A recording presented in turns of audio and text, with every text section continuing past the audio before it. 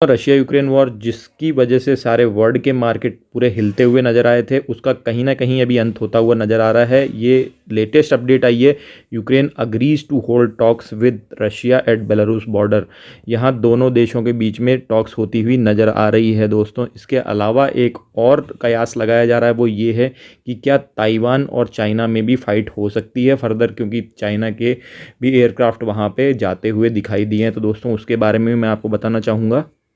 यहाँ Sino American mutual defence treaty दोनों USA और ताइवान के बीच में ऑलरेडी है। यहाँ US troop sanctioned in Taiwan to establish military security to ensure Taiwan development and turns Taiwan crisis into peace. यहाँ ऑलरेडी यूएस की मिलिट्री ताइवान में एस्टेब्लिश्ड है, तो अगर ताइवान पे किसी भी तरह का अटैक होता है तो ऑलरेडी वो यूएसए से फाइट होगी, और यूएसए नाटो का मेंबर है जिसमें ऑलरेडी 30 कंट्रीज़ हैं। तो इस तरह के एस्केलेशन बहुत ही बुरे असर डालेंगे चाइना के ऊपर भी। और दूसरी बात ये भी दोस्तों, यहाँ सेमीकंडक्टर की बहुत बड़ी सुपर पावर है ताइवान। तो ताइवान इस वजह से भी 9th लार्जेस्ट ट्रेड पार्टनर है यूएसए का, तो उसको सेव करने के लिए यूएसए फाइट कर ही देगा, जबकि यूक्रेन के साथ में ऐसा कुछ भी नहीं था। तो ताइवान और चाइना की फाइट होती हुई मुझे नियरली पॉसिबल नहीं लग रही है दोस्तों, तो इस वजह से डरने की कोई आवश्यकता नहीं है। अब हम दूसरी बात कर लेते हैं कि निफ्टी में बहुत ही अच्छी ऑप्शन की अपॉर्चुनिटी हमें नज़र आ रही है। चलिए चार्ट पे और समझते हैं क्या अपॉर्चुनिटी है।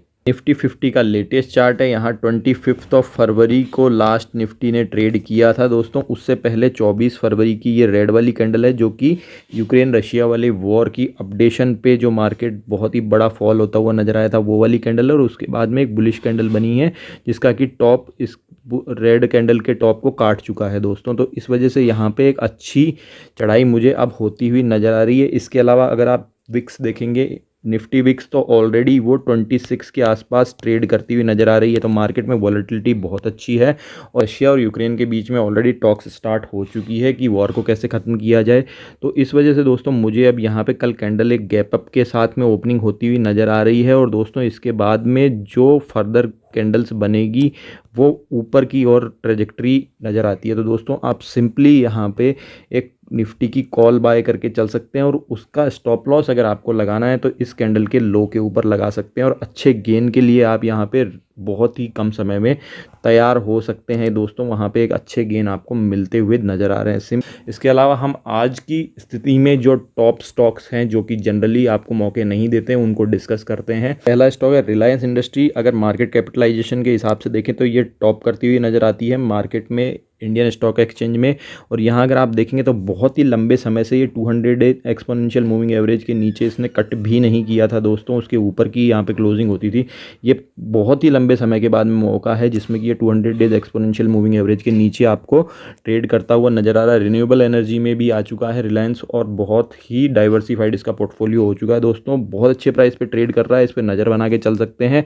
अगर मार्केट भागेगा तो ये स्टॉक सबसे पहले भागेगा दोस्तों एनबीएफसी सेक्टर की दिग्गज कंपनी बजाज फाइनेंस भी आपको यहाँ 200 डेज एक्सपोनेंशियल मूविंग एवरेज के नीचे ट्रेड करती हुई नज़र आई थी रशिया यूक्रेन वॉर की वजह से। और जैसे ही वॉर के आसार कम हुए इसने एक बुलिश कैंडल बनाई, और दोस्तों यहाँ से मुझे ये स्टॉक भागता हुआ नज़र आ रहा है। बहुत कम समय ऐसे होते हैं जबकि ये स्टॉक आपको बाइंग के मौके देता है दोस्तों। इस समय वही अपॉर्चुनिटी चल रही है, बहुत अच्छे मैनेजमेंट के साथ में, बहुत ही कम एनपीए इस कंपनी के पास में है, और एनबीएफसी में टॉप मोस्ट कंपनी है दोस्तों। एक बहुत बड़े लार्ज कैप होने के बावजूद ये दोस्तों बहुत ही अच्छे स्मॉल कैप कंपनी की तरह के रिटर्न आपको देता है, और बहुत ही शानदार सीएजीआर रिटर्न्स आपको बना के देगा। इस समय बहुत अच्छे प्राइस पे ट्रेड कर रहा है, नज़र बना के चलिए दोस्तों। तो तीसरा स्टॉक है हिंदुस्तान यूनिलीवर। यहाँ अगर आप देखेंगे तो ऑल्दो इस स्टॉक ने दोस्तों 1 साल से परफॉर्म नहीं किया है, बहुत लंबे समय से आपको कंसोलिडेशन में ही नज़र आ रहा है। बट दोस्तों जिस समय ये 2100 के आसपास के प्राइस पे आ जाता है, मेरा पर्सनली इसमें एक्सपीरियंस है, बहुत तेज उछाल इस स्टॉक में आता है। और दोस्तों इस समय ये 2170 की रेंज पे ट्रेड करता हुआ नज़र आ रहा है। ढेरों ऐसे ब्रांड है जो कि इंडिया की हर फैमिली में यूज़ किए जाते हैं। बहुत ही तेज़ी से स्टॉक यहाँ से भागेगा। अगर बहुत ही वेल एस्टेब्लिश्ड कंपनी है, फंडामेंटल्स बहुत ही अच्छे हैं इसके। इस समय या रशिया यूक्रेन वॉर की वजह से बहुत अच्छे प्राइस पे ट्रेड करती हुई नज़र आ रही है। बहुत रिलायबल कंपनी है, यहाँ से अच्छे गेन दे सकती है, नज़र बना के चलिए। चौथा स्टॉक है रिलैक्सो। यहाँ ये कंपनी भी generally 200 days exponential moving average से नीचे कभी ट्रेड नहीं करती है दोस्तों। और इस समय इस अनसर्टेन अनसर्टेनिटी की वजह से ये भी नीचे आता हुआ नजर आया, लेकिन सेकंड डे ही इसने 200 डेज एक्सपोनेंशियल मूविंग एवरेज तोड़ा और भागता हुआ नजर आ रहा है दोस्तों। बहुत शानदार अपॉर्चुनिटी ये भी स्टॉक दे रहा है।